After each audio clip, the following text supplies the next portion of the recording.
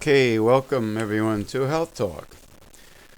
This is James, and I am going to begin the show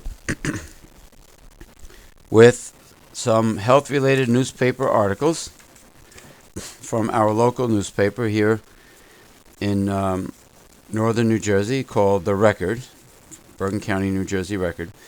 I just want you to understand that when I read these articles, sometimes these newspaper articles represent false drug company and drug pushing orthodox medical profession propaganda, false propaganda backed by the medical profession, the drug pushers, the legal drug pushers, so to speak, which are backed by the drug companies, because they really don't want you to maintain optimum health through natural means, through nutrition, because then if you don't get sick, they can't rip you off. Okay, first article: beta-carotene pills don't help elderly fight vision loss, by Carla K. Johnson, The Associated Press. Chicago. Carrots, rich in beta-carotene, long have been thought to sharpen eyesight, but a new study suggests that beta-carotene pills are powerless against a common type of vision loss among older people. Age-related macular degeneration is the leading cause of blindness in people 65 and older. The condition blurs the center of the field of vision, making it difficult to read, drive, thread a needle, and even recognize faces. It affects more than 10 million Americans, and it has no known cure. An earlier large study had shown that beta-carotene, when taken with certain vitamins and zinc, could slow or prevent vision loss in people with age-related macular degeneration. Commercial formulations of the eye protecting combination vitamins are sold over the counter. But the new study found no benefit for beta-carotene supplements alone against the disease. That may be a comfort for smokers with signs of macular degeneration.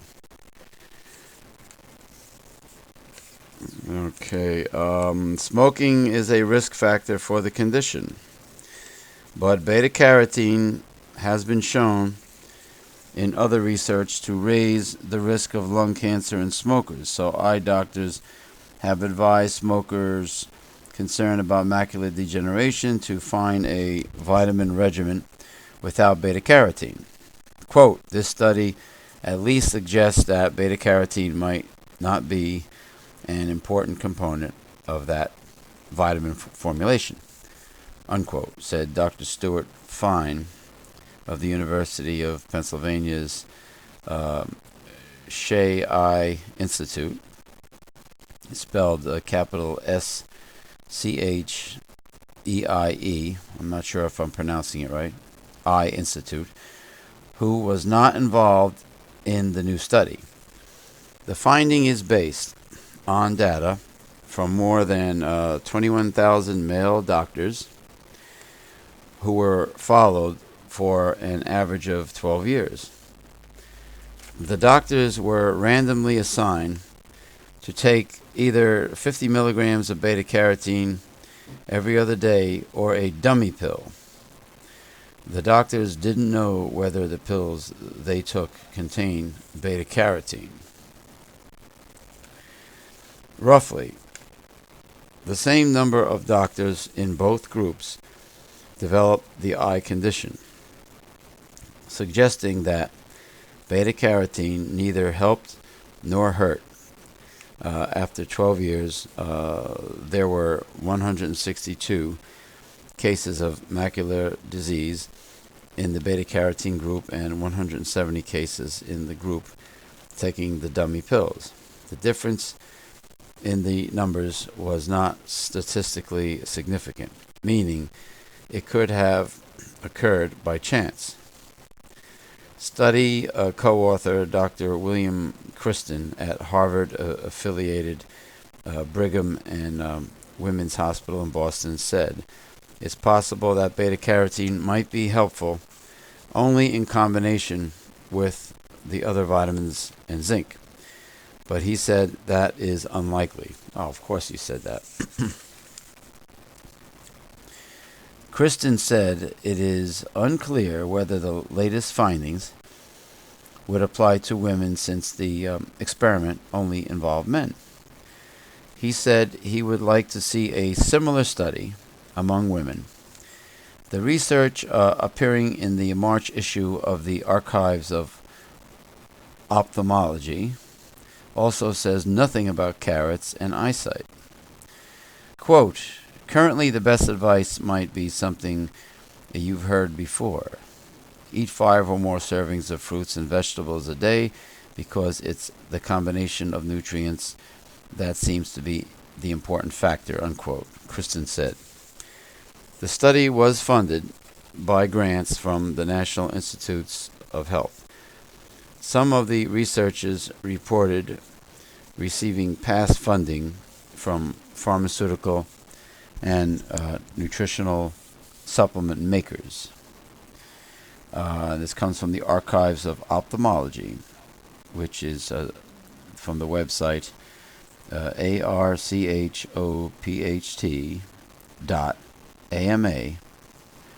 hyphen ASSN.org. Yeah, that's appropriate, right? ASSN. Huh. Well, I just want everyone to know that after reading this article, you notice nothing was said about any double-blind placebo studies done with treating macular degeneration or lung cancer or any of the above with natural beta carotene from a natural source, meaning that it's natural beta carotene with mixed carotenoids that is found in nature, that is found in green leafy vegetables, in carrots, any brightly colored fruit or vegetable. It could be blue-green algae like Spirulina pacifica. It could be chlorella. Nothing was said about the natural beta-carotene. The beta-carotene used in this study was synthetic beta-carotene, synthetic isolated beta-carotene, not the natural one. So before you make the conclusion with yourself that the beta-carotene is bad because of this article, you have to look at the source. It's coming from the drug-pushing medical establishment, which backed by the drug company. They know they cannot put a patent on Mother Nature, so they cannot make money off of something they cannot patent. So they're going to debunk this. Of course, they're going to put it down. But the study was done with synthetic beta-carotene, including the claim that beta-carotene increases the chance of lung cancer in cigarette smokers. Cigarette smokers only. Okay, so this is synthetic beta-carotene. And that's the first article. We only seem to have two articles here.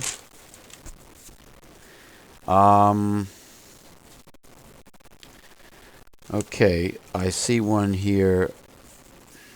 Okay. To scan or not? Good question. To scan or not? It seems like a no-brainer. Use a computer tomography scan to screen heavy or once heavy smokers for early lung cancer so as to intervene before it becomes life-threatening. Last fall, a study suggested that the practice would save lives, but not so fast. A study in last week's Journal of the American Medical Association found that that CT screening did indeed pick up many cancers in very early stages and resulted in 10 times the number of surgeries typical in a similar population. But that didn't actually seem to cut the number of deaths from the disease. One possible explanation: many of the early tumors might never have progressed to a deadly form until larger and more rigorous studies explain the divergent results, says Len Lichtenfeld, Chief Medical Officer of the American Cancer Society. Anyone considering a CT scan should discuss the matter carefully with his or her doctor, Catherine Hobson. Okay, here's another one here. Medication goofs in the surgery suite. Going under the knife is scary enough. Now surgery patients have a new reason to worry.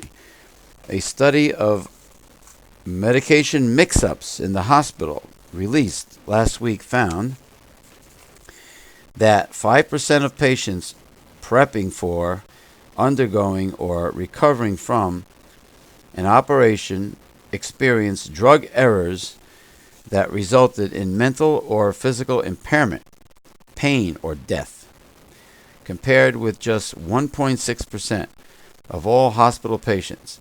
Kids in for surgery fared the worst.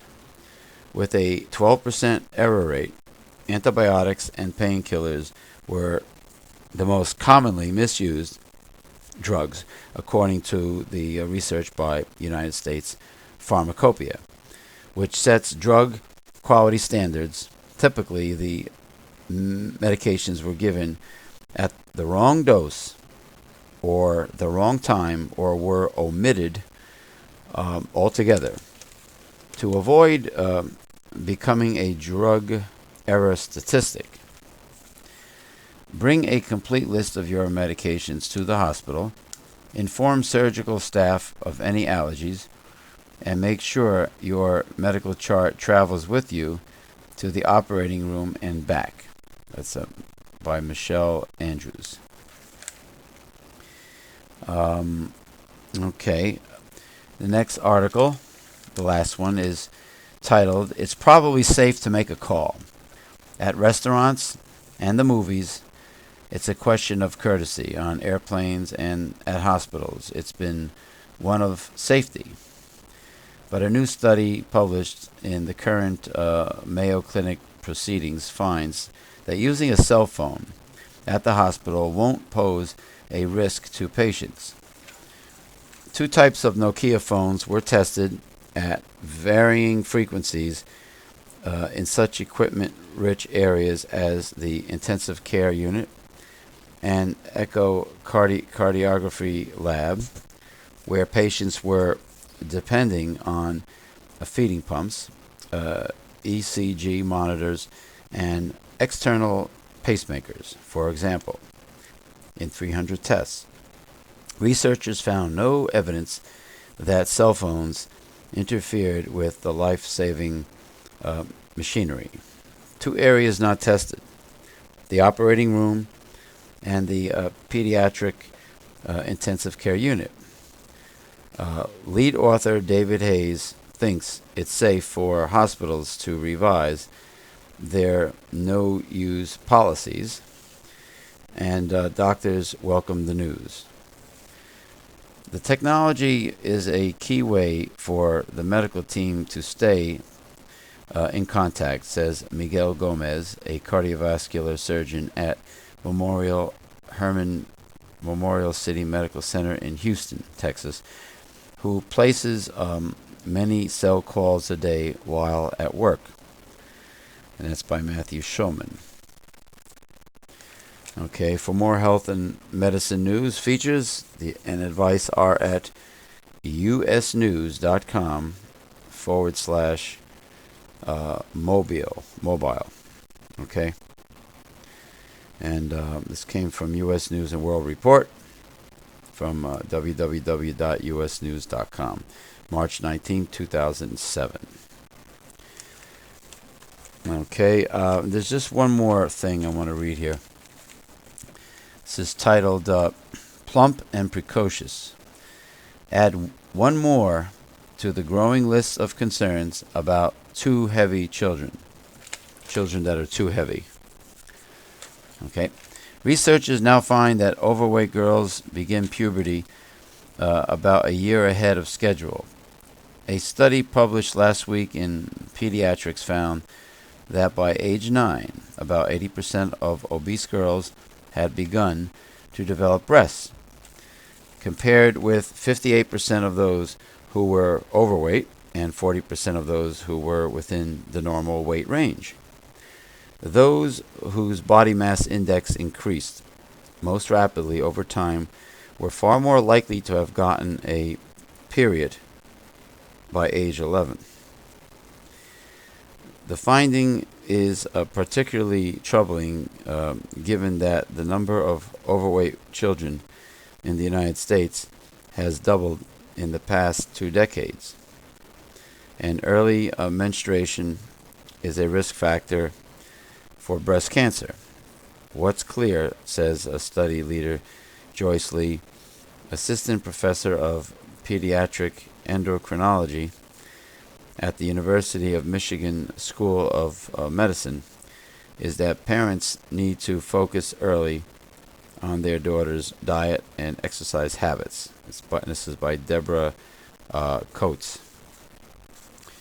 Okay, well, that's definitely a problem because I see obese children all the time, and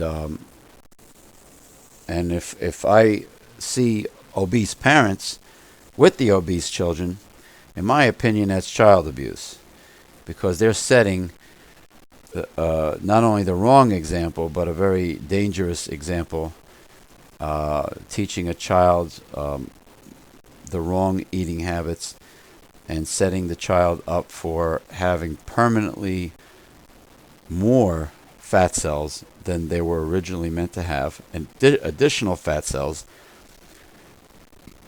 can and will develop, okay, within the first 5 years of life, if the child's eating habits are off to the wrong start. And it'll just set up that child for a lifetime of weight control problems and obesity. So if the parents want to eat themselves to death, which is literally what they're doing, they shouldn't drag their children down with them. Okay, so that to me is child abuse. Anyway, that concludes our Health Talk articles for this week. Before we go to the first Health Talk segment, which comes from the Best of Health Talk archives, which consists of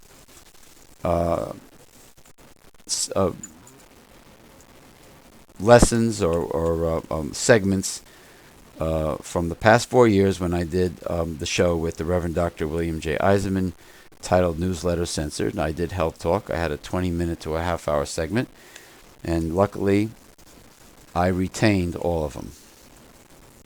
So the first Health Talk subject that we're going to do is bioengineering.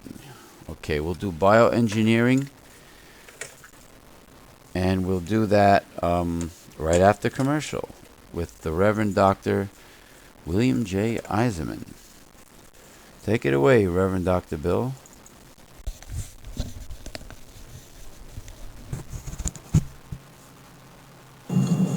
Are you reaching your fitness goals working out on your own or with a training partner? Has your health club fulfilled any of the promises made before they took that expensive annual membership fee? After you paid the expensive annual health club membership fee, does it include any personal training? Save money and avoid the high cost of one-on-one personal trainers, nutritional consultants, health club sales packages, with this complete, comprehensive fitness program with the website Personal Trainer. And are you sick and tired of all those low-flow shower heads where it seems like it takes forever to rinse off? Especially you ladies with long, thick hair. If so, then power your shower. These imported shower heads cannot be found in American stores.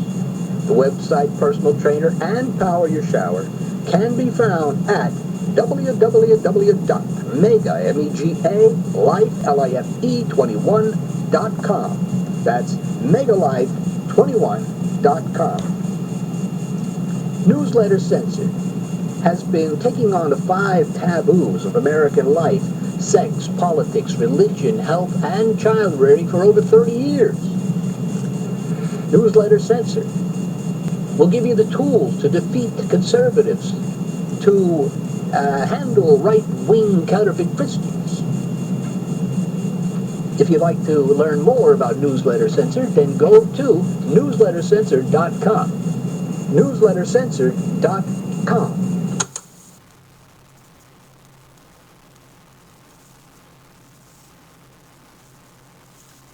And don't forget, listeners, you can hear Health Talk every Sunday from 7 to 9 p.m. Eastern Standard Time from either www.pirateradionetwork.com or our website, www.megalife21.com. Also, Health Talk will be replayed Saturdays from 3 to 5 p.m. Eastern Standard Time. And you can listen to the replay of the live broadcast that we do on Sundays. The very best way to be a part of this fine or well-established organization is to go to Megalife21.com and click on the newslettercensored.com link that is at our homepage and get the well-established, over 30-year-old newsletter. Get your annual subscription to Newsletter Censored. It was founded by the Reverend Dr. William J. Eisenman over 30 years ago. It's hard-hitting truth that you're not going to hear anywhere in today's conventional media or the press. The Reverend Dr. William J. Eisenman, with his army of what he calls his knowledge gnomes, are constantly digging and searching for the real hard-hitting truth that you won't hear anywhere. The Reverend Dr. William J. Eisenman will reveal information that will defeat a conservative and right-wing counterfeit Christians. It's a newsletter of truth, enlightenment, fighting censorship and conservative propaganda. The Reverend Dr. William J. Eisenman has 4 PhDs. He is an ordained minister also. And he has a PhD in theology and in divinity, in homeopathic medicine, and in naturopathy. He also has a veterinary science diploma. So this man, along with books that he is writing at this moment, he did come out with the original book, How to Defeat a Conservative, and his next book will be The God Project. But that is the best way to be a part of this organization. Get your annual subscription to the well-established 30-year-old newsletter, Newsletter Censored. And please support our sponsors as well at Megalife21.com. Now we return to our scheduled program. Okay. Now we will go to the first Health Talk segment from the Best of Health Talk archives, bioengineering.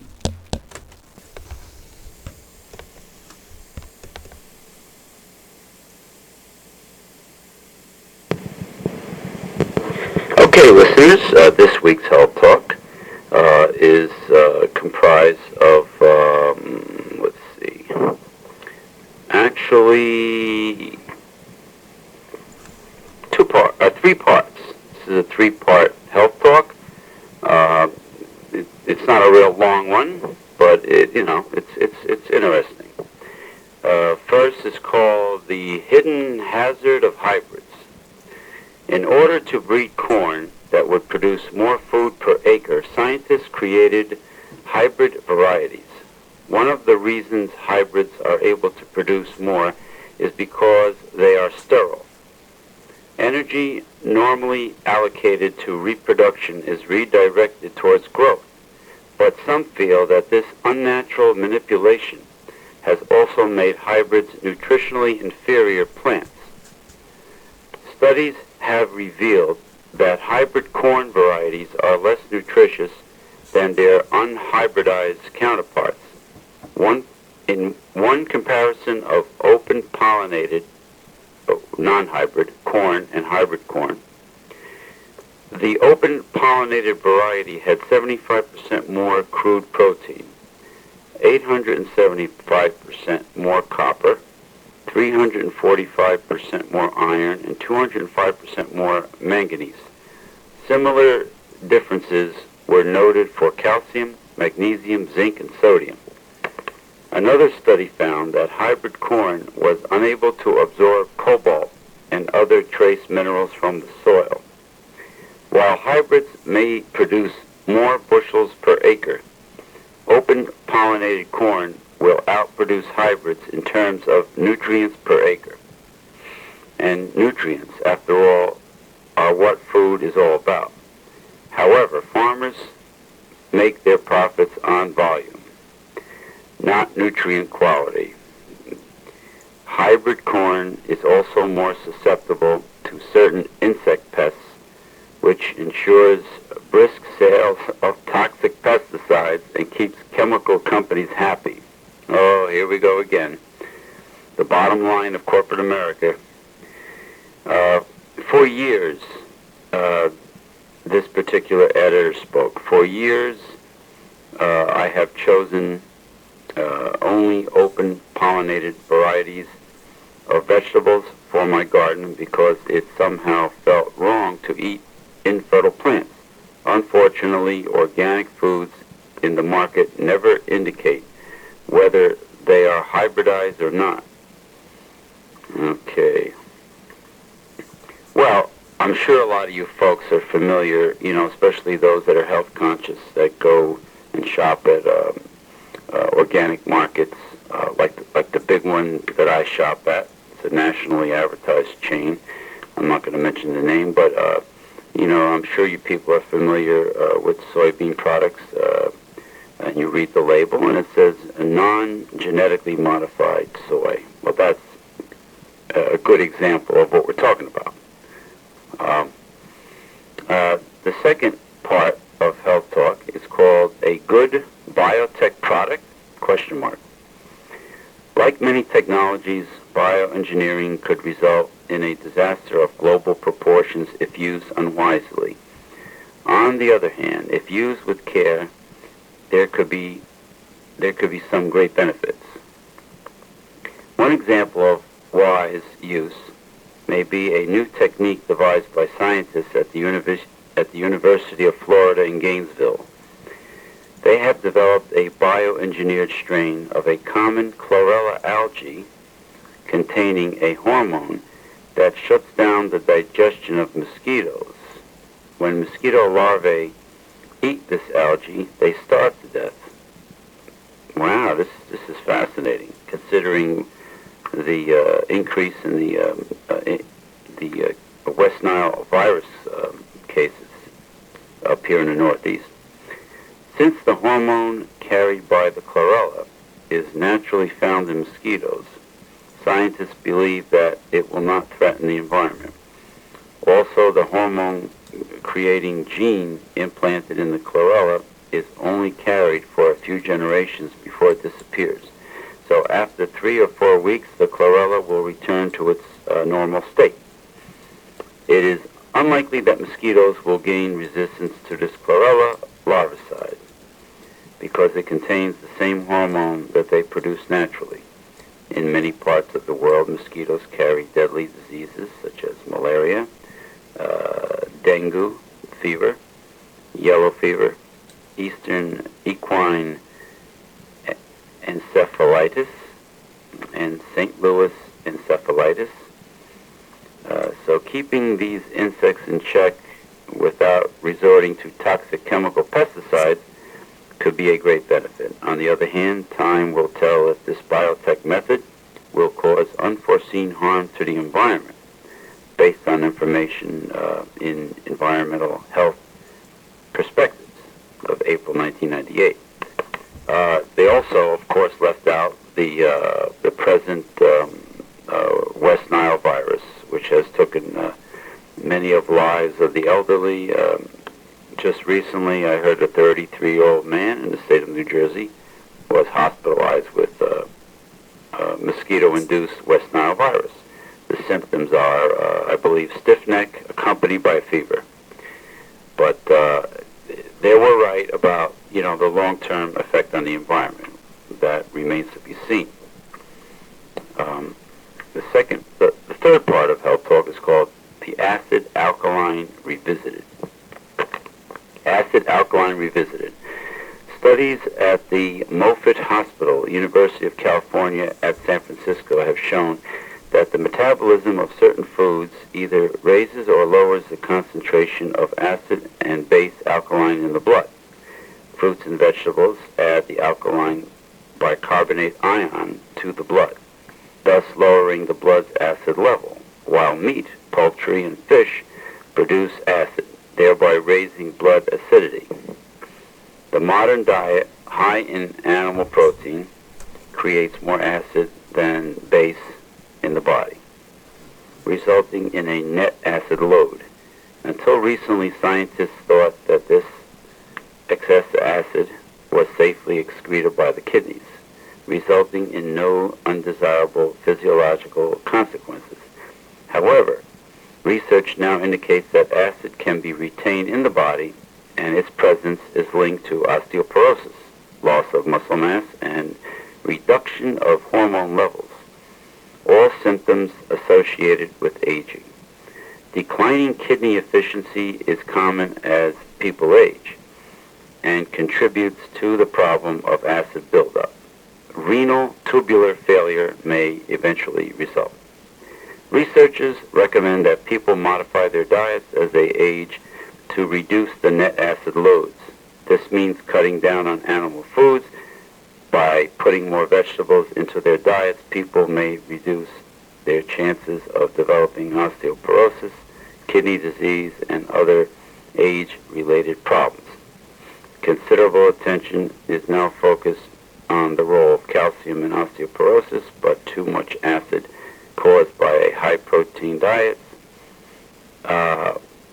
they may be the true villain.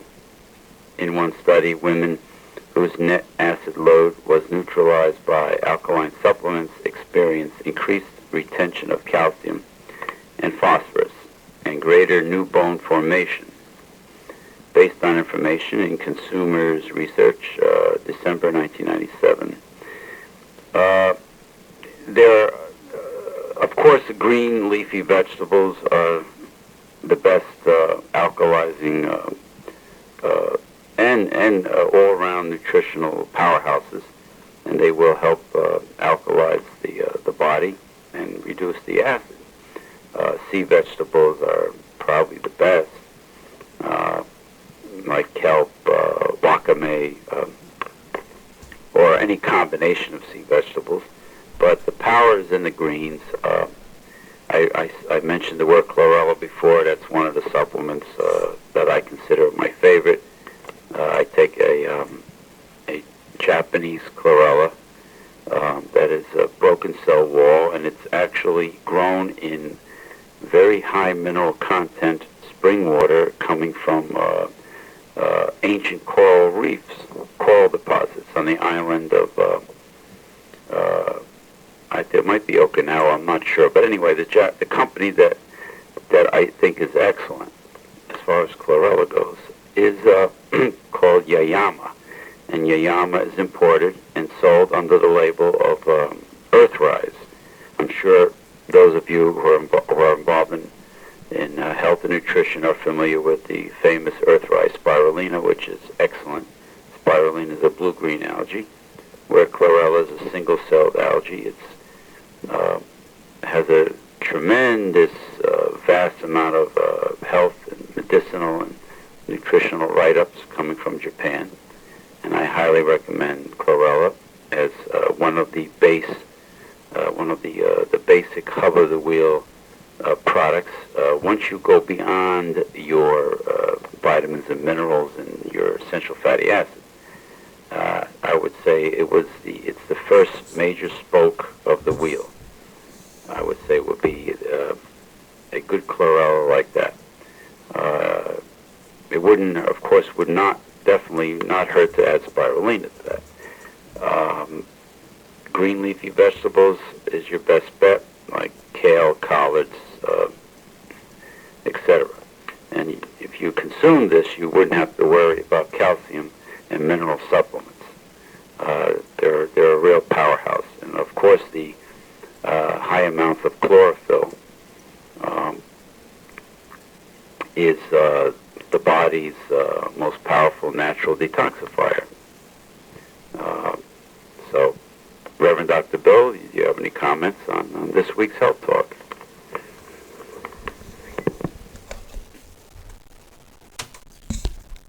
Okay, that concludes the first segment of Health Talk. The second segment of Health Talk will be,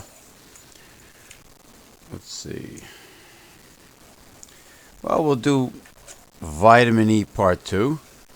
We'll do Vitamin E Part 2, the conclusion from last week. And before we do Vitamin E Part 2, let us go to commercial with the one and only William H. Morrow III, who is our commercial voiceover specialist here, and he's the one that did commercial for us, from the Reverend Dr. William J. Eisman and myself for 4 years when we did Newsletter Censored. So the Reverend Dr. Bill and William Morrow have agreed to do commercial for me on location from the Newsletter Censored Research Center in northeastern New Jersey. Take it away, William Morrow.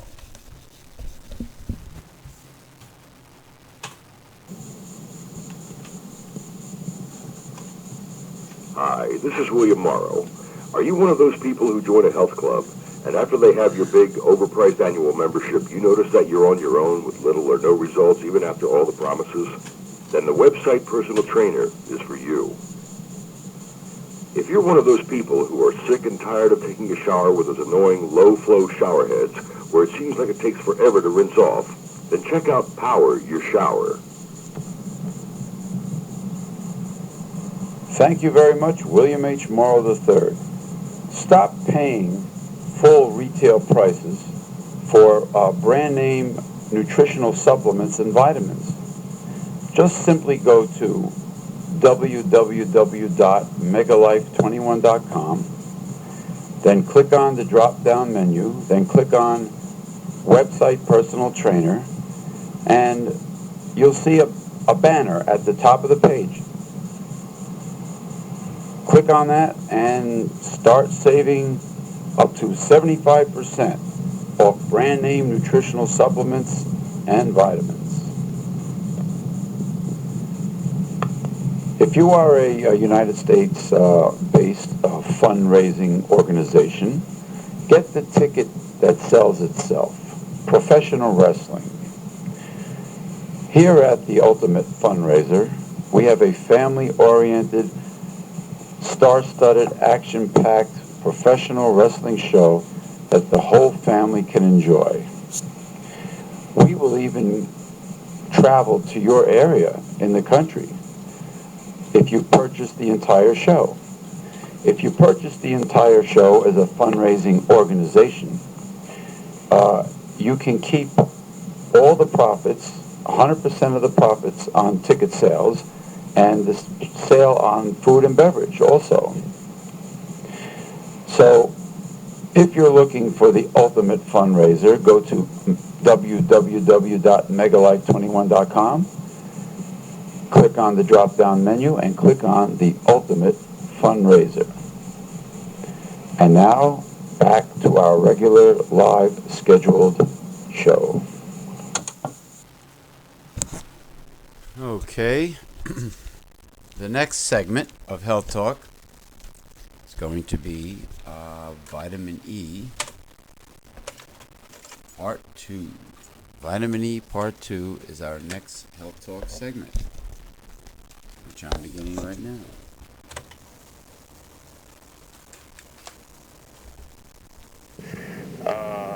The Health Talk topic of Vitamin E.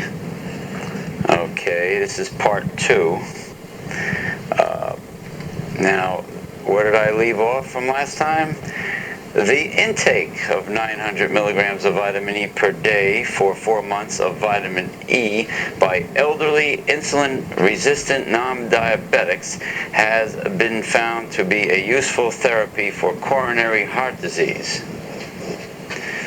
Another study showed significant reductions in the indexes of oxidative stress in both smokers and non-smokers, as well as reductions in serum platelet numbers following the intake of 280 milligrams per day for 10 weeks of D-L-alpha tocopherol acetate.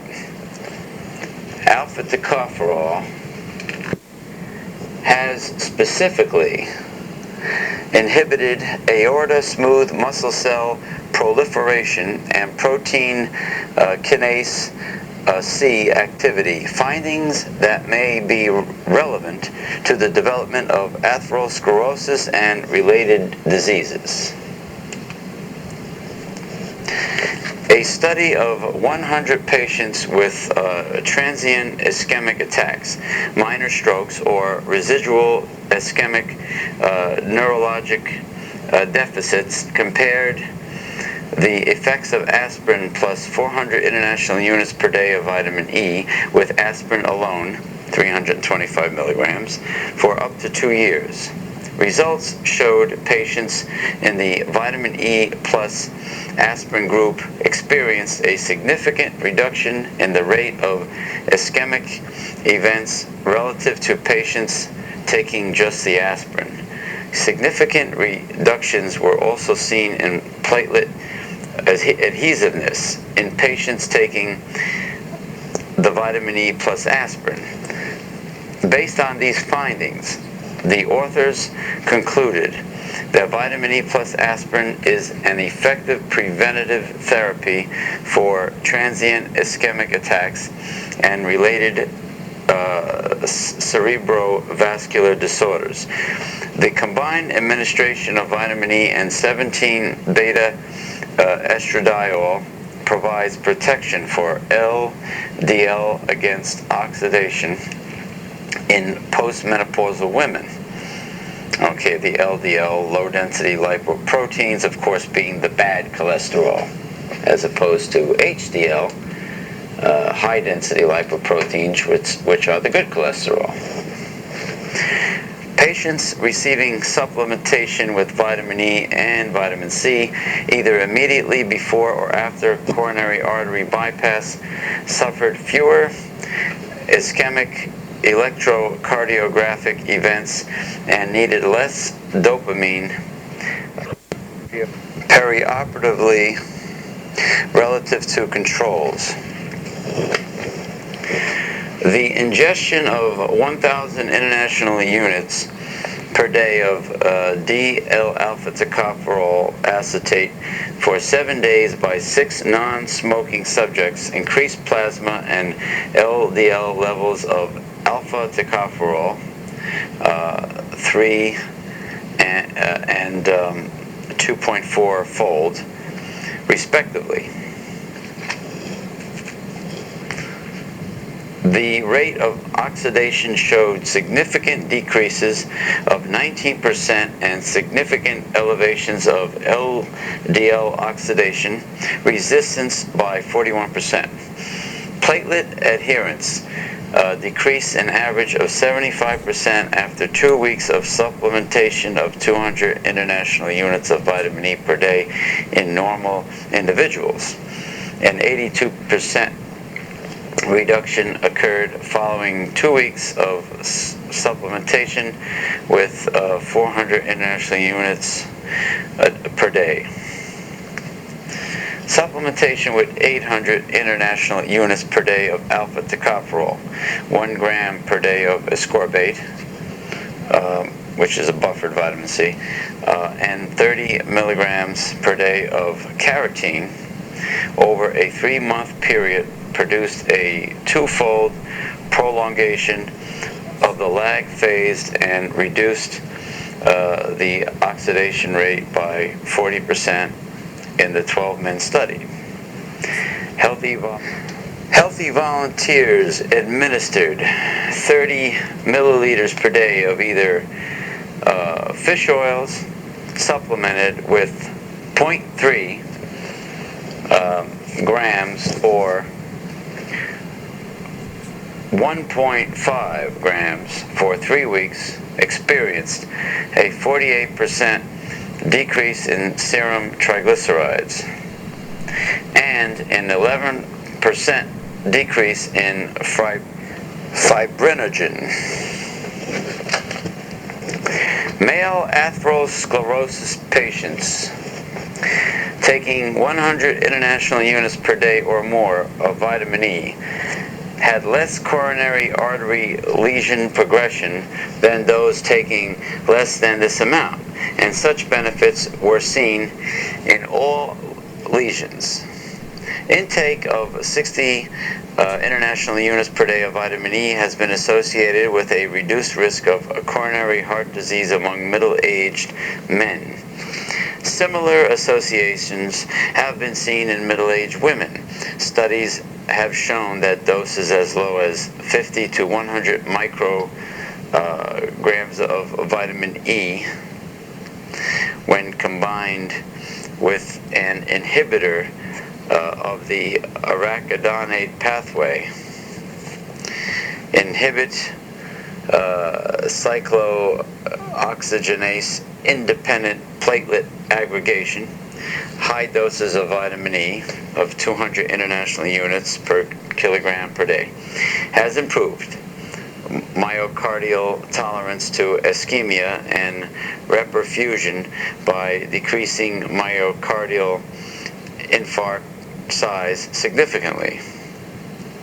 Doses of 400 international units per day of vitamin E can inhibit platelet adhesion to a variety of adhesive proteins by more than 75%. Supplementation with 500 international units per day of vitamin E for 3 months proved effective in hyperlipoproteinemia and may be considered a useful agent in combating the risk of coronary heart disease. The administration of vitamin E alone, 400 international units to 1,200 international units, over 6 weeks, or in combination with aspirin, had positive effects in patients with arterial thromboembolic diseases. Other conditions where treatment with vitamin E has shown promise include disseminated granuloma annulare, endotoxemia, enteritis, epilepsy, gastric mucosal injury, and gastrointestinal disease, pneumonia, male infertility, the influenza virus, keloids, Keshan disease, kidney damage, lead intoxication, leg cramps, liver damage, muscle damage, spinal injury, spondylosis, steatorrhea, the stroke, thalassemia, thymus damage, thyroid dysfunction, tuberculosis, ulcerative colitis, ulcers, uveitis, veno-occlusive disease, vitiligo, brain injury, vision problems, retinal degeneration,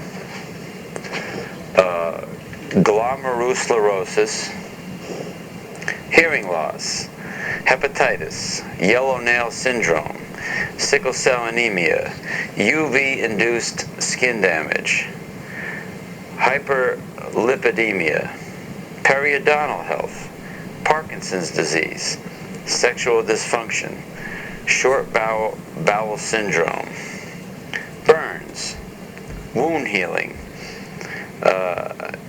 hemolysis, lung damage, and neurological dysfunction. In addition to its use in fighting specific problems, vitamin E has also been shown capable of enhancing the workings of the immune system in general. Supplementation with 800 milligrams of vitamin E for 30 days improved immune responsiveness in older, healthy adults. Repletion of vitamin E deficiency has been shown capable of dramatically improving T cell function and improving neuropathy in patients with intestinal malabsorptive disorders. The administration of 25 milligrams per kilogram daily of D-alpha tocopherol polyethylene glycol 1000 succinate to enhance absorption of cyclosporin could be an effective means of decreasing the high cost of immunosuppression in recipients of pediatric liver transplants. Healthy older adults taking 800 milligrams of vitamin E for 30 days experience an improvement in some in vivo and in vitro parameters of the immune function relative to controls. Supplementation with vitamins A, C, and E in elderly long-stay patients can improve the aspects of cell-mediated immune function. Patients given 40 milligrams per kilogram of vitamin E 3.5 hours prior to open heart surgery experienced a decreased rate of immunodepression in the post-operative period. Okay, Reverend Dr. Bill, that concludes part 2 of vitamin E. Would you like to make any comments for this week's Health Talk? Okay. Now, that concludes Vitamin E Part 2, the second part of a two-part series. The next Health Talk topic that we are going to do will be on pesticides. Not that pesticides are healthy, but I think it needs to be addressed, considering the fact that all of the fruits and vegetables that are available in our supermarkets, aside from certified organic produce, have been sprayed with pesticides. So that'll be the next topic. But before we go to pesticides, let us go right now to commercial with the Reverend Dr. William J. Eisenman.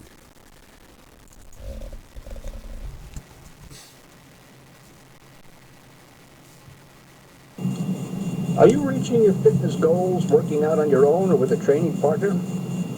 Has your health club fulfilled any of the promises made before they took that expensive annual membership fee.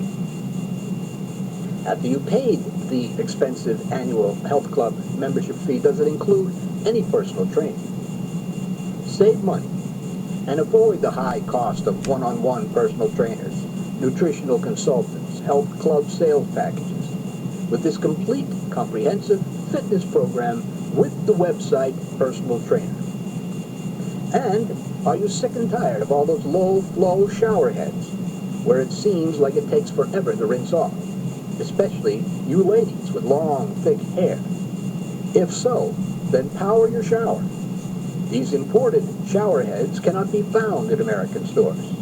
The website Personal Trainer and Power Your Shower can be found at www.megalife21.com. That's Megalife21.com. Newsletter Censored has been taking on the 5 taboos of American life: sex, politics, religion, health, and child rearing for over 30 years. Newsletter Censored will give you the tools to defeat the conservatives, to handle right-wing counterfeit Christians. If you'd like to learn more about Newsletter Censored, then go to newslettercensored.com. newslettercensored.com.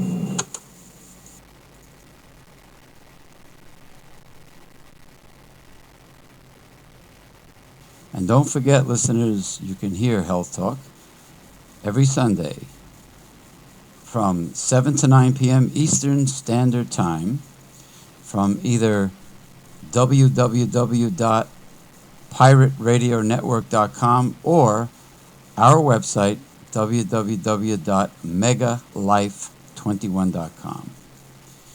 Also, Health Talk will be replayed Saturdays from 3 to 5 p.m. Eastern Standard Time. And you can listen to the replay of the live broadcast that we do on Sundays. The very best way to be a part of this fine or well-established organization is to go to Megalife21.com and click on the newslettercensored.com link that is at our homepage and get the well-established, over 30-year-old newsletter. Get your annual subscription to Newsletter Censored.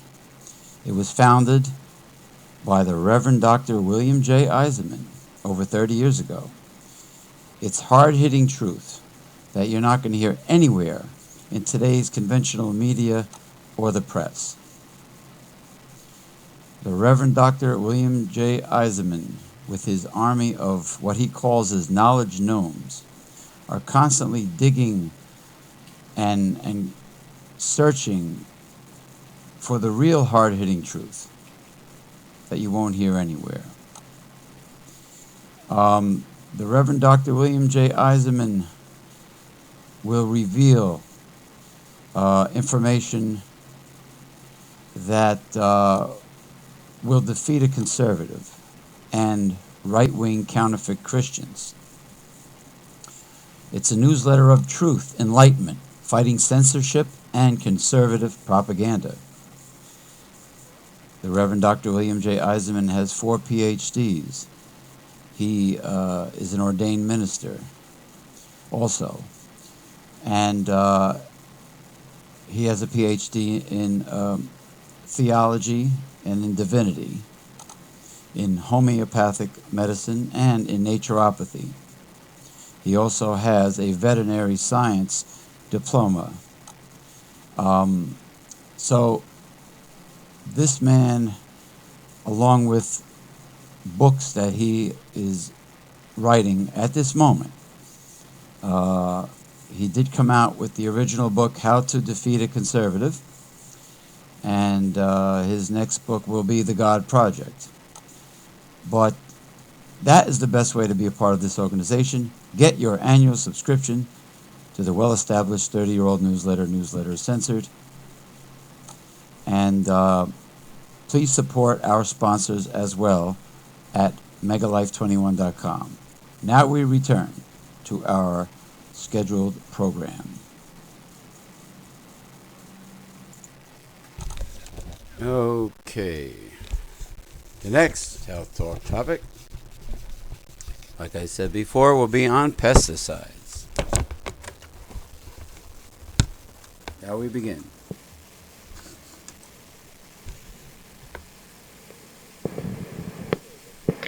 Okay, listeners, this week's health talk is about pesticides. It's called Another Pesticide Surprise.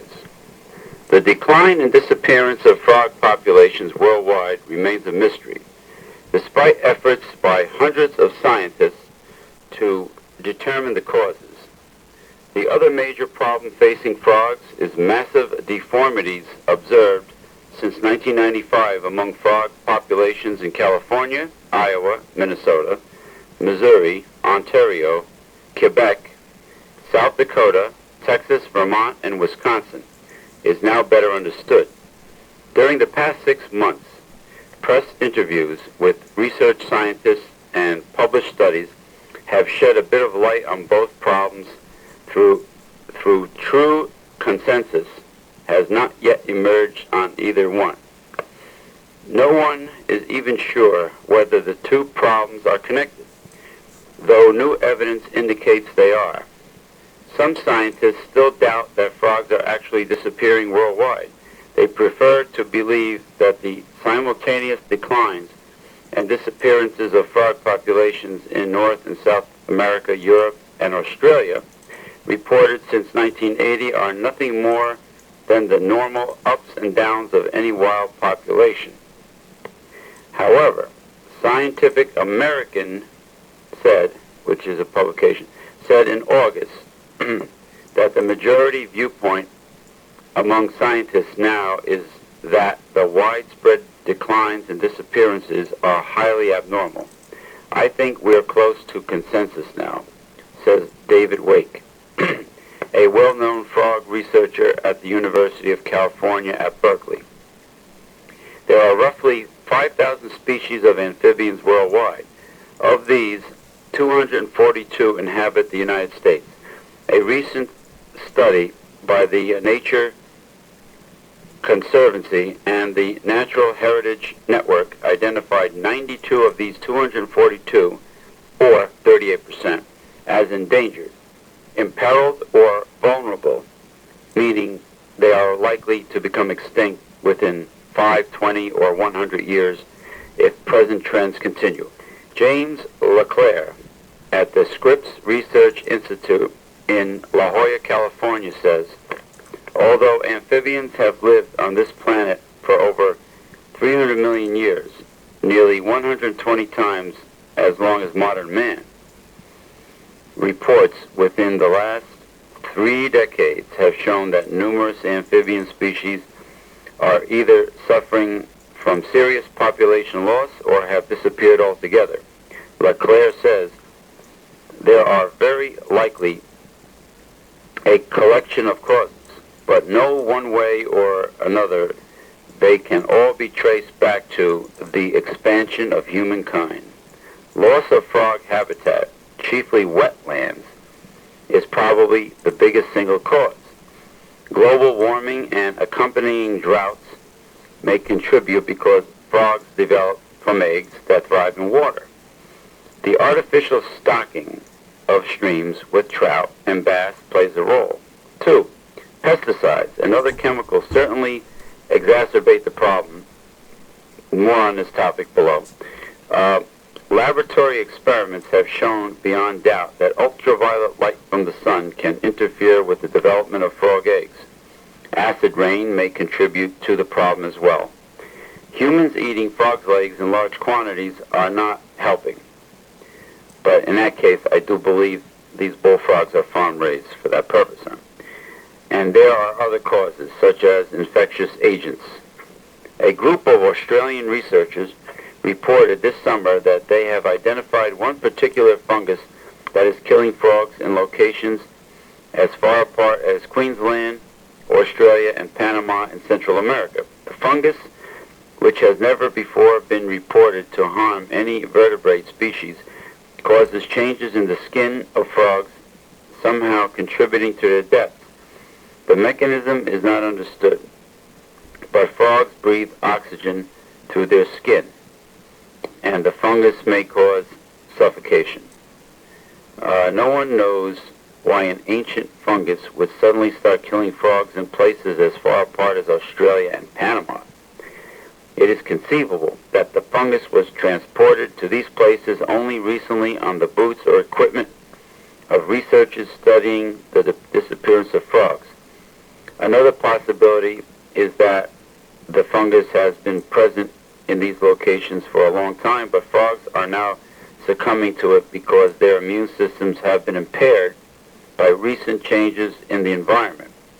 One candidate would be increased ultraviolet light, which is well known to damage the immune systems of many animals, including frogs.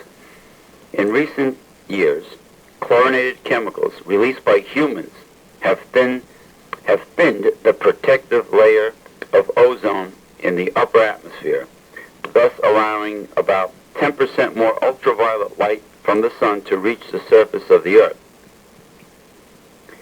Certain industrial chemicals released into the environment may also be damaging the immune systems of frogs.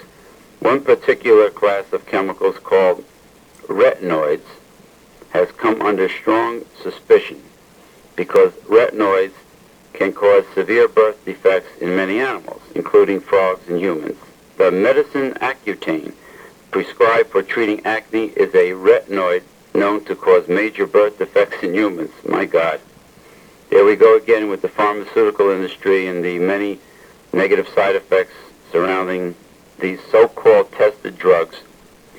This story also reminds me of the so-called the red tide that infected the coral reefs of the warmer seas in the Caribbean, where lots of fish were dying.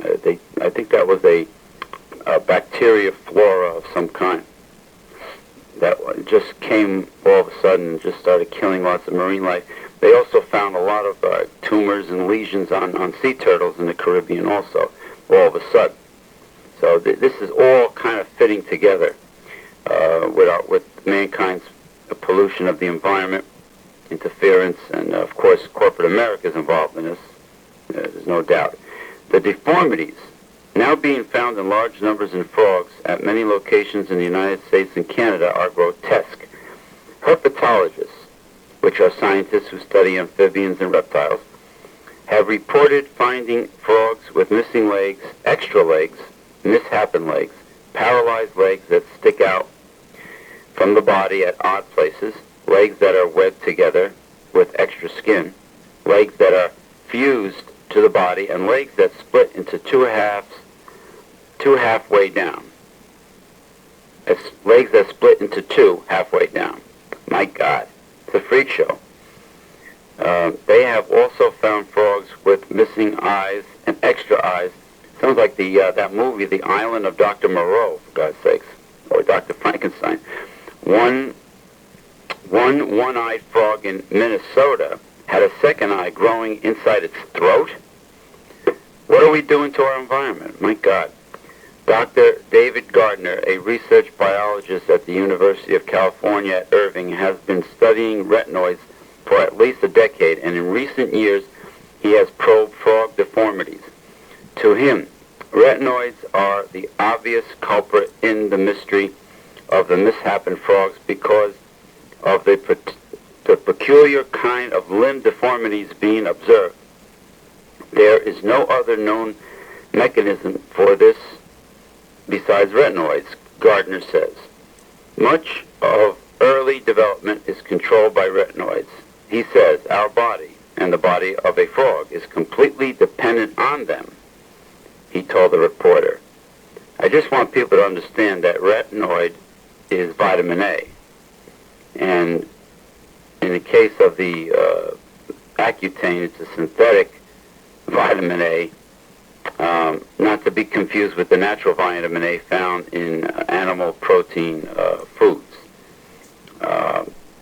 Exposure to retinoids could also make frogs more susceptible to infectious diseases. Gardner says the kinds of chemicals that would target development of limbs would target all organ systems, including the immune system. Frogs with abnormal legs would also very likely have abnormal immune systems. This could explain why some frogs are now suddenly falling victim to infectious agents that they resisted for millions of years. James LeClaire and his associates at the Scripps Research Institute in La Jolla, California, recently showed that a popular anti-mosquito insecticide called S-methoprene breaks down in the environment to several different kinds of retinoids. Under laboratory conditions, LeClaire was able to show that the ultraviolet light in sunlight causes S-methoprene to break down into half a dozen retinoids, and that these retinoids, in turn, can cause frog deformities of a kind being seen now in the United States and Canada. S-methoprene was introduced in the 1970s to control mosquitoes, which breed in water. It is sold under trade names like Altocid, Apex, Diacon, Dianex, Cabat, Manta, Minex, Faroid, Precor, Uvamon, and SR515. I'm sorry, ZR515. Okay. It is also widely sold in flea powders. LeClaire calculates that the amount of flea powder used to treat a 10-pound pet one time contains enough S-methoprene to contaminate 110,000 liters of water to a level that would cause deformities in frogs. Okay, 110,000 liters. S-methoprene is also widely used in agriculture to treat cattle grazing areas, tobacco, and certain grain crops. Tobacco, oh boy, just think of all the Americans neurotically sucking on cigarettes, pack after pack, ingesting this poison, this mosquito insecticide. It is also sometimes added to cattle feed. Oh boy, there goes our meat supply. Folks, wake up. Wake up. S-methoprene mimics a hormone that inhibits developing pupae from molting. Thus, it is known as an insect growth regulator. Because vertebrate species do not have a pupal stage of growth, scientists assumed S-methoprene could not harm amphibians or mammals. When fed to mammals, S-methoprene is about as toxic as sugar. Now LeClaire's work has shown that this seemingly harmless chemical can be transformed into a potent teratogen by exposure to sunlight for just a few hours. The implications of this research, which was reported in Environmental Science and Technology, a journal of the American Chemical Society, are profound. For one thing, it means that once again the pesticide regulators at United States Environmental Protection Agency have missed a key feature of a chemical whose safety they regulate. Some more buddies of the FDA working similarly, very similar to the FDA, so-called people that are supposed to look after our safety as American citizens. Secondly, it shows once again that relying on risk assessment leads to bad public health decisions. EPA's risk assessments have routinely failed to evaluate the breakdown byproducts of the pesticidal chemicals that the agency has deemed safe enough to allow as residues on our dinner plates. Third, it means that thousands of pesticides now in common use need to be retested to see if their breakdown byproducts are dangerous to humans or other species. However, this additional testing is unlikely to occur anytime soon because EPA currently estimates that it is at least 15 years behind schedule in safety testing the pesticides to which we and the frogs are currently being exposed. Indeed, the situation is worse than the agency makes it out to be. Congress ordered EPA to reevaluate and modernize all pesticide safety tests in 1972, and it demanded that the agency complete the job by 1977. Since 1972, the agency has been doing its best to comply, but each year new revelations have come to light. New evidence showing that pesticides can harm humans and the environment in ways that no one imagined, so additional tests have been required. Thus, LeClaire's work is just the latest surprise in a long chain of unpleasant surprises. EPA officials in 1996 estimated that they will complete their pesticide safety re-evaluations, which they were ordered by Congress to complete in 1977. Okay, they have to be ordered by Congress to do their job. My God. In the year 2011, 34 years late, if they can keep the work on schedule, meanwhile the frogs and we continue to be exposed to thousands of poorly understood government-approved industrial poisons. In sum, Dr. LeClaire's research into the deformed frogs of North America serves to remind us that pesticides are now too dangerous to be safely regulated, even by the most powerful government the world has ever known. Or it is that pesticide manufacturing corporations are now too dangerous to be safely regulated, even by the most powerful government the world has ever known. It's a fair question. Well, Reverend Dr. Bill, this is a pretty powerful health talk this week. I'm sure you have a very strong opinion about what I just went over. What do you think? Our health is in danger in more ways than people expected it to be. It's just that a lot of Americans don't quite realize the dangers that we have infiltrating our lives right now and contaminating everything we eat. It's all these poisons are leached into every aspect of our food supplies. So what do you think?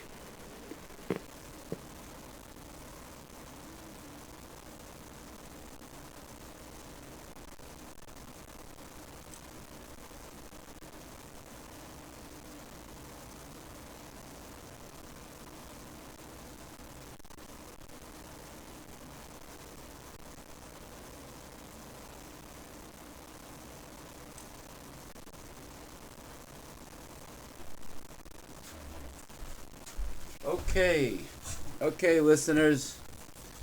That concludes the health talk topic that we did on pesticides. And our next health talk topic will be titled red rice yeast and cat's claw, which is Uño de Gato. And red rice yeast is very popular for lowering cholesterol for people with chronic high LDL cholesterol problems. So we're going to do red yeast rice right after commercial with William H. Morrow III. Take it away, William Morrow.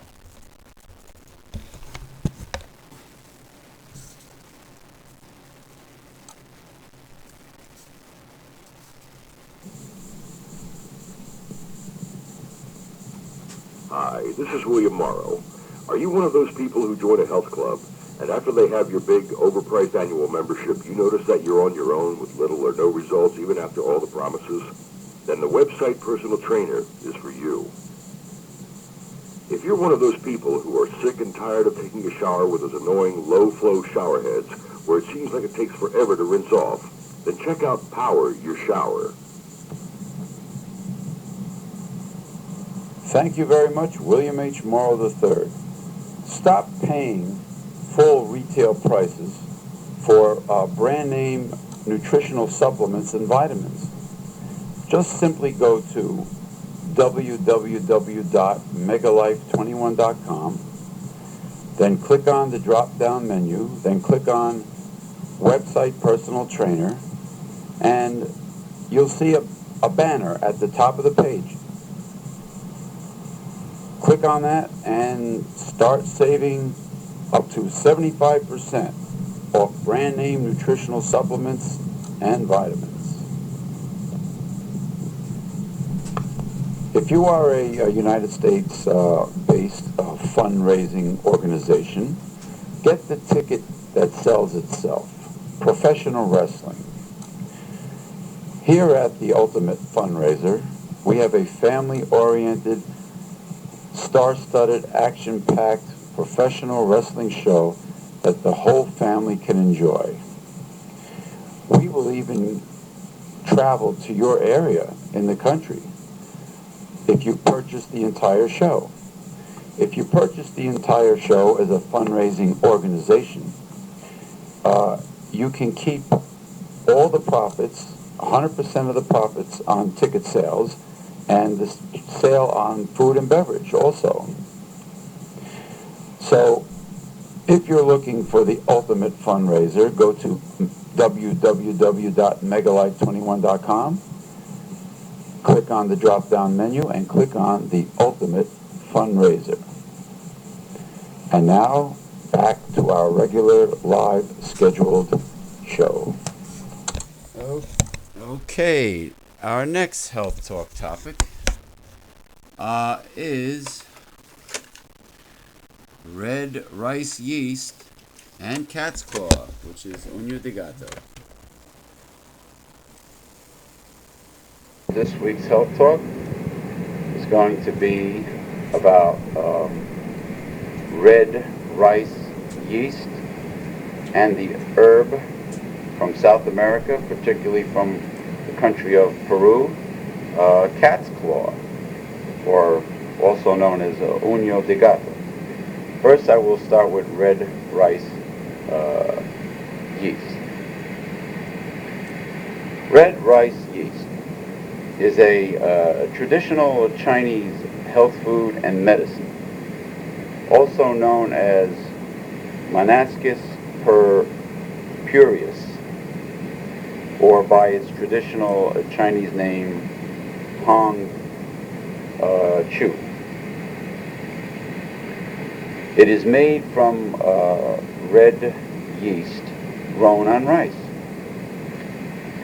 It has been used in China for more than 2,000 years as a treatment for indigestion, diarrhea, and abdominal pain.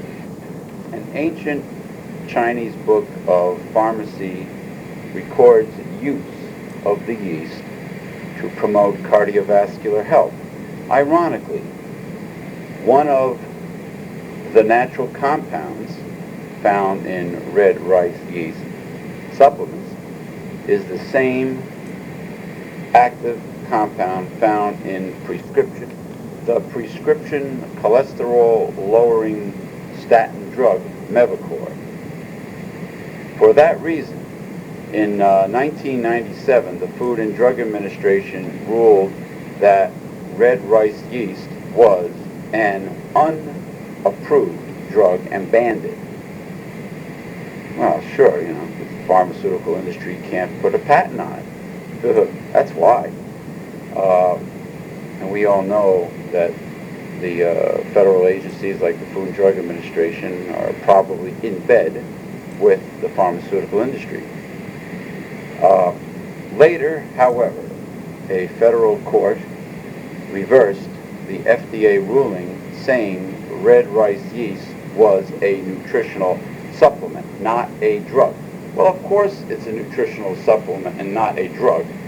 It's a yeast grown, a red yeast grown on rice. How could it be a drug?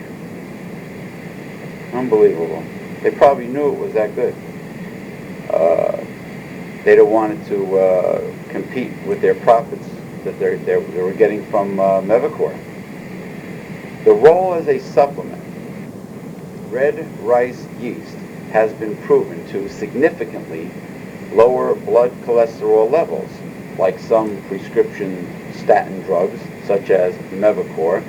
It inhibits the action of HMG-CoA, an enzyme found in the liver that regulates the body's production of cholesterol. Evidence of efficacy.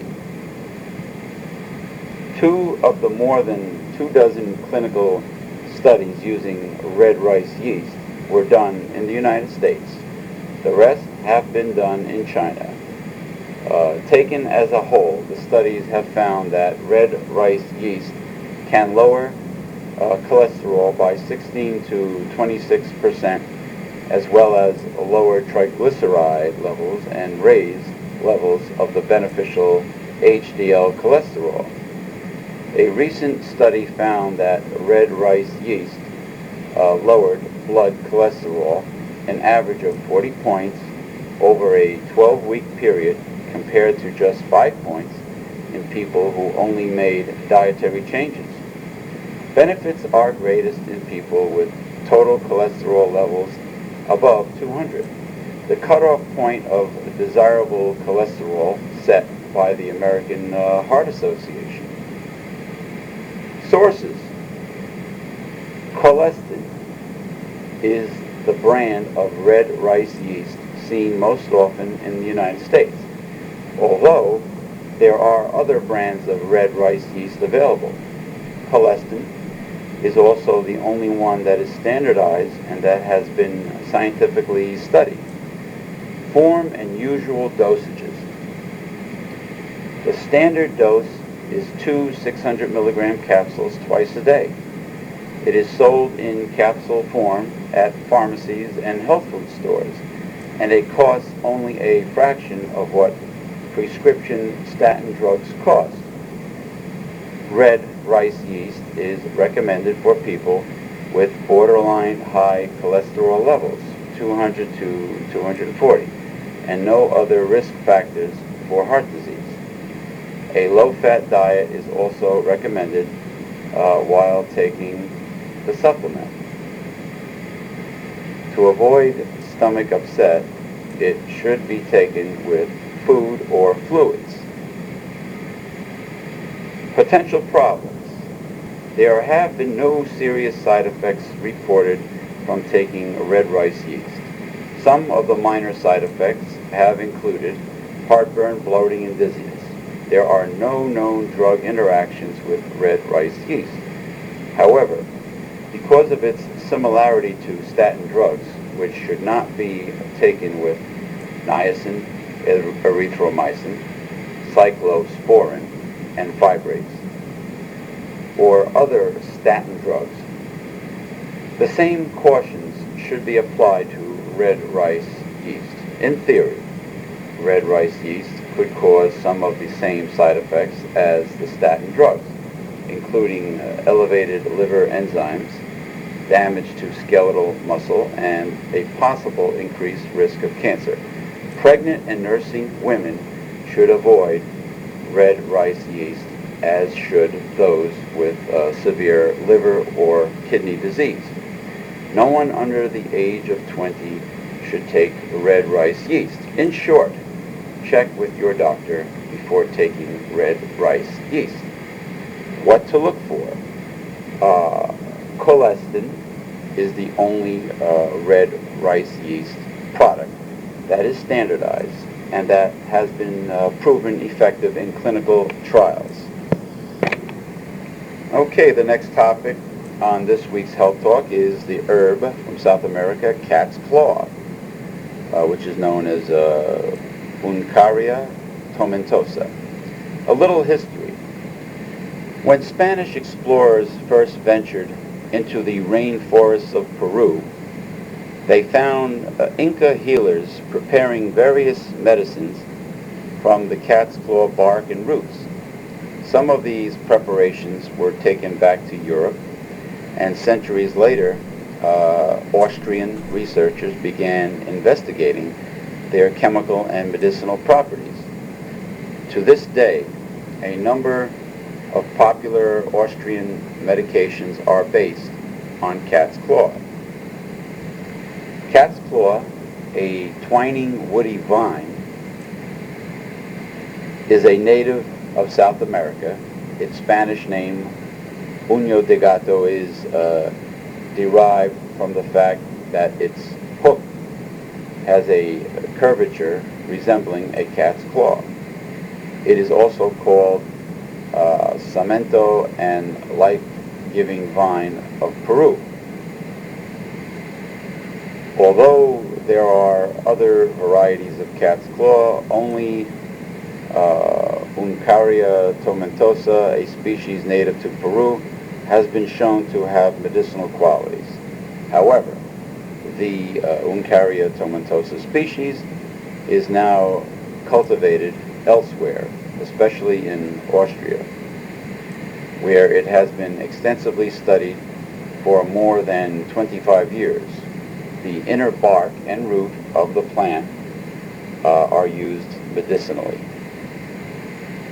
Common uses: boosting the immune system to fight infections, cancer, HIV infection, and allergies. Alleviating gastrointestinal symptoms, such as those arising from ulcers, gastritis, and hemorrhoids. Healing skin wounds. In addition, cat's claw has been used in traditional Peruvian medicine for such disorders as asthma, cancer, inflammatory disorders such as arthritis, bacterial, viral, and yeast infections. How it works. The biochemical activity of cat's claw depends on the environment and soil conditions where it is grown.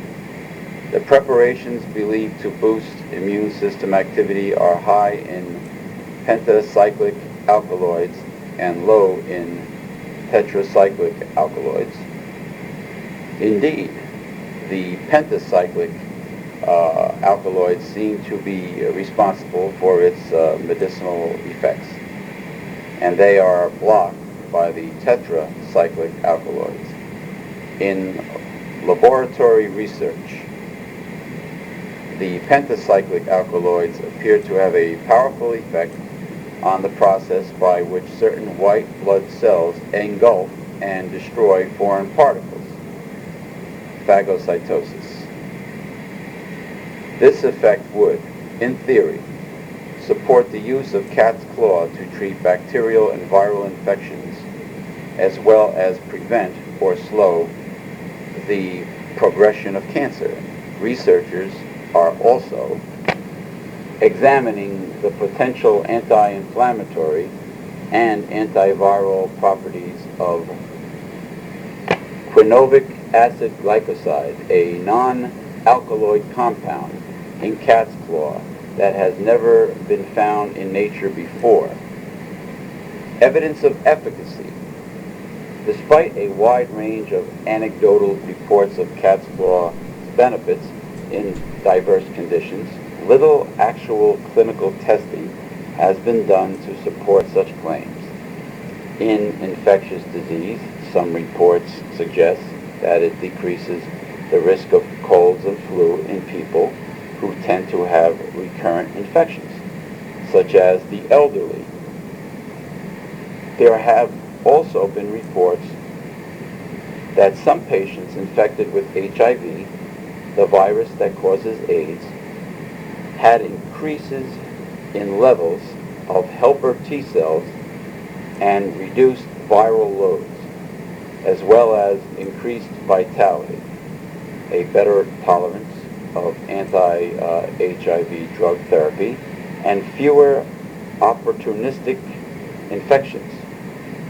Austrian physicians have reported that some cancer patients have an improved ability to tolerate radiation and chemotherapy, including less nausea and a reduced susceptibility to infection. Forms and usual dosage. Capsules, tablets, and liquid extracts and decoctions are available. Practitioners usually recommend 1 or 2 500 milligram capsules 3 times a day. Potential problems. Cat's claw is generally regarded as safe, but an absence of toxicity has only been well documented in animals. However, because its effects during pregnancy and breastfeeding have not been well studied, it should not be taken by women who are planning a pregnancy, who are pregnant, or who are breastfeeding. One researcher recommends avoidance by those taking ulcer medications. Further, it should be avoided in people having organ transplants because it may enhance immune function and lead to serious organ rejection disease. For the same reason, its use may be risky in autoimmune diseases, possibly leading to flare-up, and in those with allergies, which are disorders involving overactive immune reactions.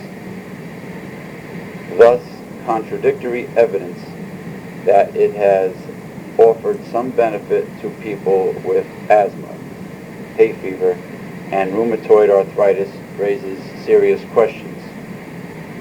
Nonetheless, for example, in a 24-week study, 17 of 18 rheumatoid arthritis patients who were given one Austrian product made from cat's claw had a decrease in joint pain compared to 10 of 17 who received placebo. In addition, in view of the seriousness of some of the diseases for which cat's claw claims are made, such as cancer and AIDS, it should only be considered as a supportive, not a primary, therapy for these illnesses. So far, cat's claw does not appear to interfere with the action of chemotherapy agents or radiation. Okay, Reverend Dr. William J. Eisenman, would you like to comment about anything that I've discussed for this week's health talk concerning ashwagandha, astragalus, red rice yeast, or cat's claw? Would you like to share your personal feelings and professional opinion about these subjects? Offered some benefit to people with asthma, hay fever, and rheumatoid arthritis raises serious questions. Nonetheless, for example, in a 24-week study, 17 of 18 rheumatoid arthritis patients were given one Austrian product made from cat's claw, had a decrease in joint pain compared to 10 of 17 who received placebo. In addition, in view of the seriousness of some of the diseases for which cat's claw claims are made, such as cancer and AIDS, it should only be considered as a supportive, not a primary therapy for these illnesses. So far, cat's claw does not appear to interfere with the action of chemotherapy agents or radiation. A little history. When Spanish explorers first ventured into the rainforests of Peru, they found Inca healers preparing various medicines from the cat's claw bark and roots. Some of these preparations were taken back to Europe, and centuries later, Austrian researchers began investigating their chemical and medicinal properties. To this day, a number of popular Austrian medications are based on cat's claw. Well, Reverend Dr. William J. Eisenman, it's just funny how these all these multitudes of time-proven herbal remedies.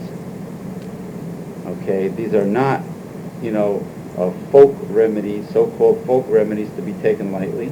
These are very effective, medicinal herbal remedies are quickly swept under the carpet by so-called modern orthodox medicine. Like the AMA or let's say the FDA. People that are involved with the orthodoxy are quick to just not to fund any research. There's never any so-called modern scientific research to support any of these herbs, even though they've been used for thousands of years. Nobody in representing the government or orthodox medicine wants to spend the money to research and prove these herbs, so they're quickly swept under the carpet. Could it perhaps be that you cannot put a patent on Mother Nature, like I've said many times before? There's no huge profits to be made from using a relatively inexpensive form of treatment, like an herbal remedy or a homeopathic protocol, using Mother Nature. Mother Nature cannot be patented. You cannot charge insane prices with using natural substances. So could it be that perhaps the pharmaceutical industry as a whole has its hand in not researching, or perhaps there is enough proven evidence? Perhaps they don't want to recognize the proven evidence that exists, so they use that excuse. Oh, we don't have enough money to test and research these herbs and natural substances, nutrients, homeopathics, Ayurvedic medicine, whatever. We don't have the funding to prove it. That's just an excuse to sweep all of these natural substances, all of these herbs under the carpet, forget about them, don't research, don't test them, and what happens? People never really get cured of their illnesses. Their symptoms get covered up, and you end up with multitudes of senior citizens crossing the border into Canada and Mexico to purchase their prescription drugs that never really cure them to begin with. So this is the situation we have right now. Reverend Dr. William J. Eisman, would you like to comment on this week's Health Talk? Okay, that was a nice long one. All right, that was a nice long one. Red rice, yeast, and cat's claw, uña de gato. Let's see. After we come back from commercial, let's do, it's one called Changing Patterns. Changing Patterns will be our last one for this week. Okay.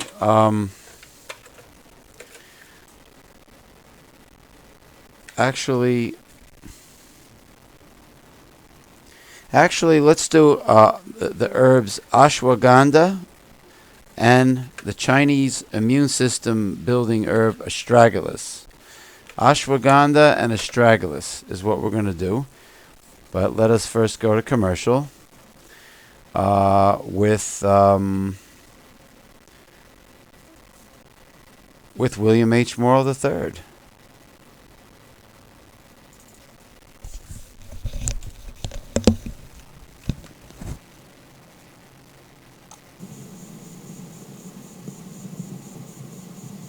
Hi, this is William Morrow.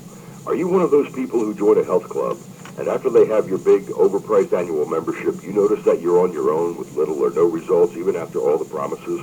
Then the website Personal Trainer is for you. If you're one of those people who are sick and tired of taking a shower with those annoying low-flow shower heads where it seems like it takes forever to rinse off, then check out Power Your Shower. Thank you very much, William H. Morrow III. Stop paying full retail prices for brand name nutritional supplements and vitamins.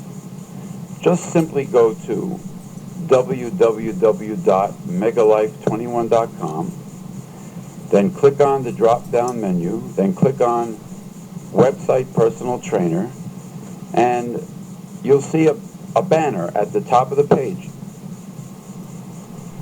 Click on that and start saving up to 75% off brand name nutritional supplements and vitamins. If you are a United States based fundraising organization, get the ticket that sells itself, professional wrestling. Here at the Ultimate Fundraiser, we have a family-oriented, star-studded, action-packed professional wrestling show that the whole family can enjoy. We will even travel to your area in the country if you purchase the entire show. If you purchase the entire show as a fundraising organization, you can keep all the profits, 100% of the profits on ticket sales, and the sale on food and beverage also. So if you're looking for the ultimate fundraiser, go to www.megalife21.com, click on the drop-down menu, and click on the ultimate fundraiser. And now, back to our regular live scheduled show.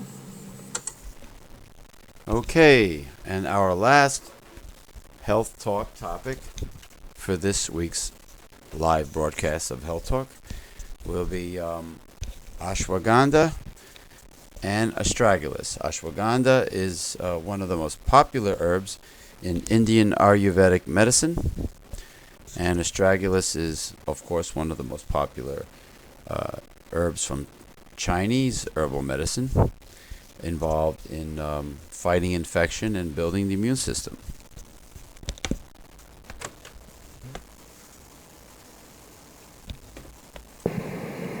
Okay, listeners, this week's Health Talk is going to be about the herb used in Indian Ayurvedic medicine called ashwagandha. A little history. Ashwagandha has been used for hundreds of years by India's Ayurvedic physicians as a general tonic. In parts of Africa, traditional healers recommend it for fevers, arthritis, and various inflammatory disorders. In India, the ashwagandha shoots and seeds are used to thicken milk and are also consumed as food. According to legend, ashwagandha is an aphrodisiac, a somewhat contradictory use because it is also claimed to induce sleep. In fact, part of its Latin name, somniferum, means, quote, to sleep, unquote. Ashwagandha, also called winter cherry, is a member of the nightshade family and grows in India and parts of Africa. Its roots are widely used in India's traditional Ayurvedic medicine. In fact, ashwagandha is often referred to as Indian ginseng, and like Asian ginseng, it is classified as an adaptogen. The panacea tonic that is reputed to restore health regardless of the nature of the underlying illness or stresses. Thus, ashwagandha is recommended for a wide variety of disorders. It is also promoted as an immune system booster and a tranquilizer to help counter the effects of stress. Common uses. As an adaptogen, ashwagandha is said to increase energy and restore vigor, promote endurance and strength, bolster immunity, normalize bodily functions, improve emotional well-being and mental function. Specific diseases that ashwagandha is used to treat include chronic fatigue syndrome and fibromyalgia, AIDS and other immune system disorders, Alzheimer's disease and other age-related disorders, and various infectious diseases. How it works. Ashwagandha contains compounds called withanolides, which are thought to have actions similar to steroidal hormones. These compounds are credited with reducing the pain and inflammation of fibromyalgia and other disorders. Researchers in India attribute ashwagandha's calming effects to its direct action on brain chemistry. They report that it lowers levels of glutamic acid, a chemical, a neurotransmitter, that has an excitatory effect and at the same time functions much like GABA, an inhibitory brain chemical, which is a gamma-aminobenzoic acid. Ashwagandha also contains powerful antioxidants that protect cells, including those in the brain, from free radicals. Antioxidants are credited with bolstering the immune system and protecting against infection and numerous diseases, including cancer. In theory, at least. Antioxidants also help slow the aging process and may protect against Alzheimer's disease and other age-related disorders. Evidence of efficacy. Laboratory studies on ashwagandha have been carried out mostly in India and have involved animals rather than human subjects.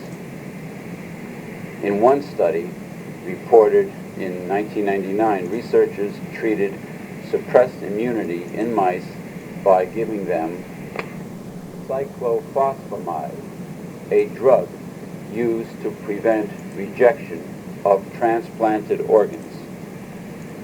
The animals that were given ashwagandha extracts showed significant improvement in their immune response compared to mice that did not receive the extracts. In another study, ashwagandha extracts were found to be effective in destroying cultures of cancer cells. Much more study is needed, however, to determine whether ashwagandha is effective against cancer in humans, forms and usual dosages.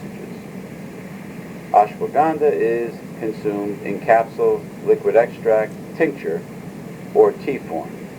The typical daily dosage calls for 2 300 milligram capsules, 1 to 2 grams of whole root, or 2 to 4 milliliter of tincture or fluid extract. To make the tea, boil 1 to 2 grams, about 1 to 2 teaspoons, of the whole root for 15 minutes in 3 cups of water.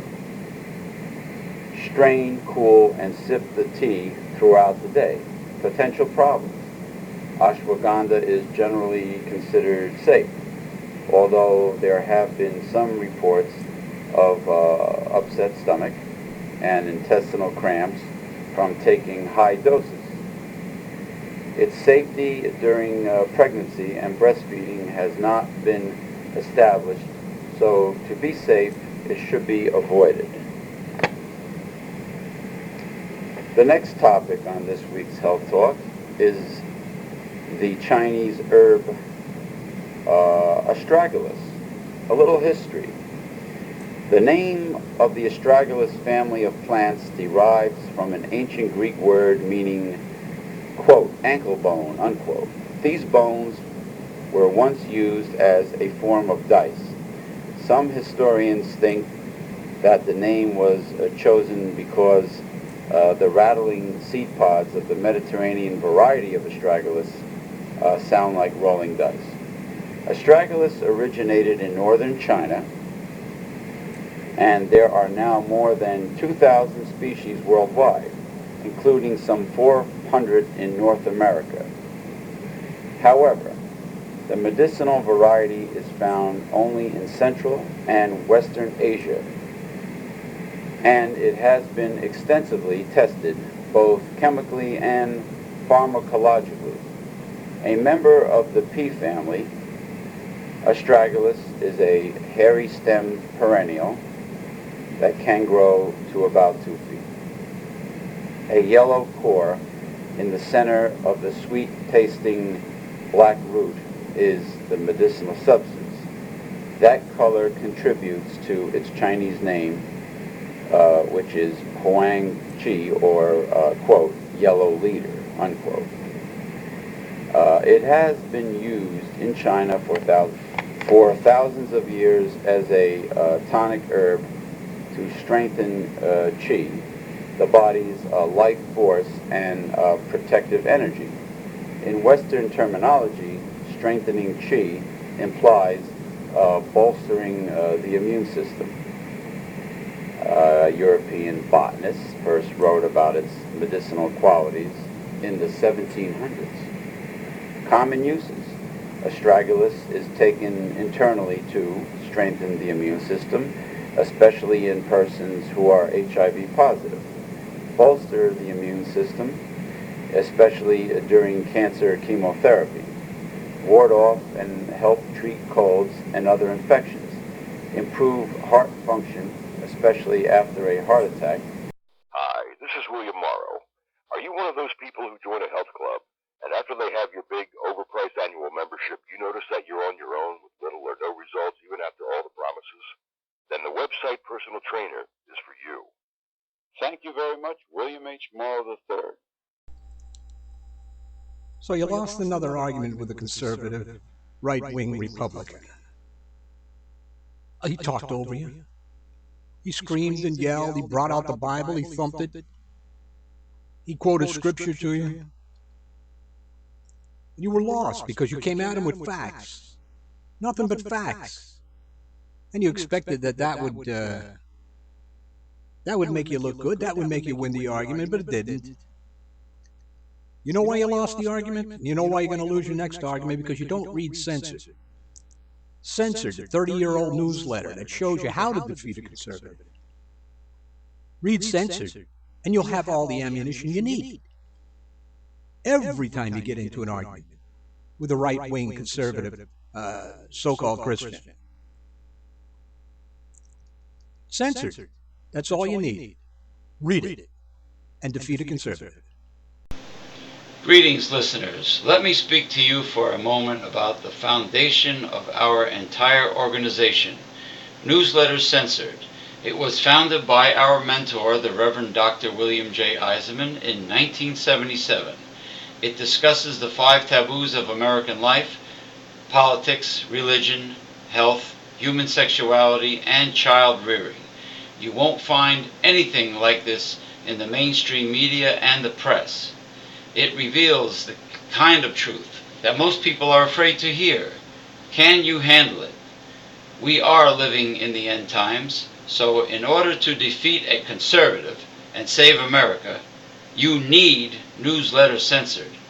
Go to www.newslettercensored.com, click on the printable order form page, and with your gift to support this work, get your free annual subscription. This is James P. Madonna of Megalife21, the hardest hitting internet